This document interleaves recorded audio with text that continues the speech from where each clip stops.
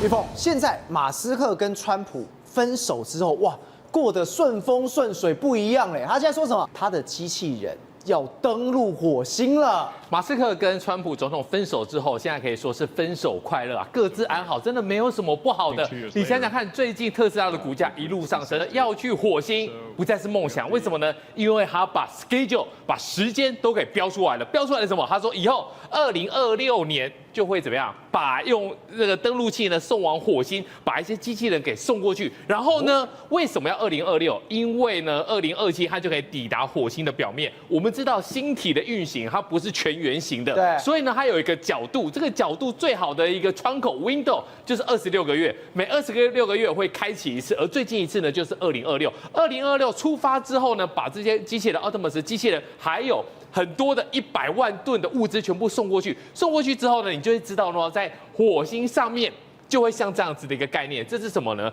这就是以前的建筑工人在做帝国大厦。很多人就想说，哇，你这个吊在那里，吊在钢梁上很危险。我告诉大家，以前在盖帝国大厦就是这样，没有什么安全的确保，就是这样子做出了美国的荣耀。以后呢，在火星上面，你就会看到机器人的样子啊。阿特曼斯坐在钢梁上面，然后呢，后面还有什么？还有飞行器在起飞跟降落，已经全部都给算好了。2026年出发，2027年经过星际旅程，2027年就会抵达。抵达之后，它可以帮你弄一个类似 Starbase 的一个基地，而这个基地弄好之后呢，重点是人类什么时候去？人类很快就去哦。如果顺利的话，你2029年就可以派遣人类到火星。过去我们听了很多 NASA 的一个对未来的规划，而那些规划为什么我们没有感触？你老是在讲30年、50年，甚至呢100光年，光年是多久？我们都已经不在这地球上面了。这个讲的东西，我们不只是有生之年。过个几年我们就可以看到了，所以呢，他说这个东西下去的时候，大家是很有感触的。你想想看，以后就用这个地方，然后呢，大型的物资100万吨一直上，大军卫行，粮草先动嘛。你送过去之后呢，我们要造什么？造很大规模的新建，而这个新建呢，你知道吗？每年1000艘，1000艘，1000艘是什么概念？一年才365天，你一天就要棒3艘，第二天棒又要3艘。我觉得在地球上面哪有什么公司有办法在这一种前进火星上面跟这个 SpaceX 来比的？好。那除了这间公司的话，另外一间公司特斯拉，而 Elon Musk 呢也讲出了一个重大的一个宣示哦，6月12号就可以推出什么？推出 FSD 的自驾技术，而这个自驾技术呢，这个 Robot Taxi， 你可以想想看一件事情，过去来讲的话，你要自驾，在台湾自驾，你要怎么样？你要手盯着，然后呢眼睛直视着，你不能够一丝一毫的一个松懈啊。可是呢，他在6月12号推出了无人驾驶 Robot Taxi， 在德州这个地方呢，它是进行一个unsupervisor， 什么意思？它的 FSD 都不用，里面没有人盯着，它就是后台看着而已。在这个月，我们就可以看到无人车的出现了。对，告诉你精准一点，下个礼拜就可以看到了。下个礼拜4你就可以看到，在德州这个地方，它就可以 Robot Taxi 自己来上路。而这个上路来讲的话，你知道吗？规模大概可以扩大到1000辆。你2026年如果顺利的话，2026年它的 Robot Taxi 就可以部署数十万辆。过去我们常常听到一件事情，他说：“哎呀，你买车就浪费嘛！你看你开来上班，然后开来上班，你车子还要找停车位，停了车之后呢，还要 charge 这个停车费。这个影片是实测 FSD， 然后呢，没有人在车上，而且呢，它也没有人工的一个介入。而且这个地方在哪里？在中国。”对，人多车多的地方，这个就是厉害的地方。你想想看哦，它一路上面哦，其实我们这是看的3倍速哈，然后它没有任何一次的介入，而且 zero cut 没有剪接的。你不管是怎么样奇怪的一个路况，旁边突然有人跑出来，然后呢中间还有车子突然那个打地洞啊，你都可以完完全全一个 smooth 很顺利的来个运行。我们刚才看到这影片讲说，如果他来台湾，热华夜市、士林夜市可以走一套，劳合夜市可以走一趟，你都没问题，都不会卡住的话，我觉得它真的是非常非常的厉害。这个画面也太吓人吧！这个特斯拉，这个是很厉害的一个方式，你知道吗？过去来讲的话，我们要交车的话，你用货轮，然后呢把它运到台湾或者运到其他的港口，你要人工一个一个的把车辆给运行下来。运行下来，你知道吗？那个心理压力有多大？为什么？我要交车车主还没看到，你要是 A 到怎么办？你看一下，他这样自己走，非常的精准。然后呢，茫茫车海之中找到我的停车位，你知道吗？停完车没有人下来，为什么？因为这个都是自动导航，全程都没有人。对。你知道吗？他要上货轮，然后下货轮，以后他都自己来，我自己找到最合理的方式，我自己优化自己的停车路线。以后我要交车的话，我可以怎么样？我不用有 sales， 然后呢，把你这个带到我们的交车的 showroom， 告诉你你时间地点，你跟我讲你明天几点在家里，明天打开家门的时候，你就看到一台特斯拉就在你家里头，这就是实力。好，我们再回头来讲。Elon Musk 讲到奥特马斯现在机器人表现领先，可是呢，他提到了一个重点，中国人可能主导整个产业。为什么？因为奥特马斯可能是第1名，然后呢，2、3、4、5、6、7、8、9都是中国的一个机器人。这是最新的一个4脚狗的一个画面，它可以跟人类打羽毛球。真的假的？你不要觉得打羽毛球很简单，2个机器人打羽毛球不难。对，其中有个是人类，那就麻烦了，因为人类的一个肌肉记忆，还有人类他打球的运行轨迹是不稳定的。那另外一个，这个也是一个学校，你知道吗？我们打篮球有系队，这个是系创的系气，什么意思呢？一个科系，清华一个科系，他们做的这个产业，这个创业的产业是可以干嘛的？它可以去打扫你的浴室。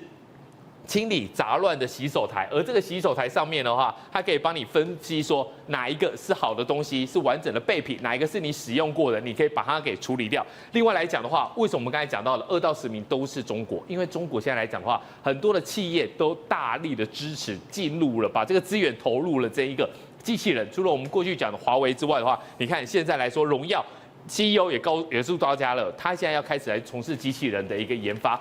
中国有一个好处，它可以拿到很大的一个数据啊，它不会告诉你说，哎呀，这李玉峰啊，你这个要不要签一个合作合约啊？你家里的机器人在运行的时候呢，你要不要把数据后传？很多人听到数据要后传，我才不要理你了。他们没有这个问题，弄了全部的数据就回来了。所以呢，你知道吗？他现在跑步竟然可以达到每秒4公尺，每秒4公尺，简单来讲，照拿补一个小时，每小时可以跑到14公里，这是非常快速的，而且是双脚运行。所以呢 ，Elon Musk 告诉大家，如果不赶快的把所有的力量集中火力干大事的话，可能2到10名的公司都是来自中国。国正，我们刚一路这样听下来，包括从火箭，包括从机器人，包括什么？导播，我们看的画面，刚刚画面我真的太震撼了，打羽毛球的，你知道？那羽毛球太厉害了，而且各个角度他都能打，而且还有肌肉记忆，说这个人到底是从哪里打球，而且他基本上他的球基本上不落地，这对打羽球来说很困难。好，这些都来自于什么？我们都来自台湾，因为跟晶片是有关系。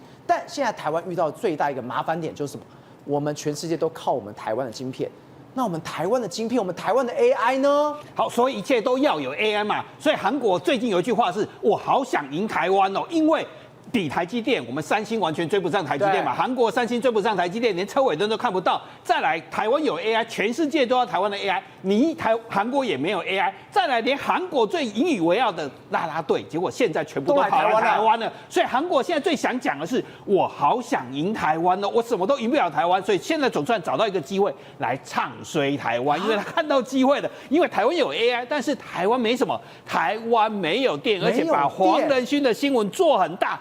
我们都很羡慕台湾，你看，黄仁勋要跟台积电、跟富士康要推进 AI 超级计算机，就 AI 超级电脑啊，而且台湾真的有晶片，什么都有。结果台湾现在没有什么，台湾没有电，所以他就把他的标题写得非常明白哦。我们看，他说没有核电做不了 AI。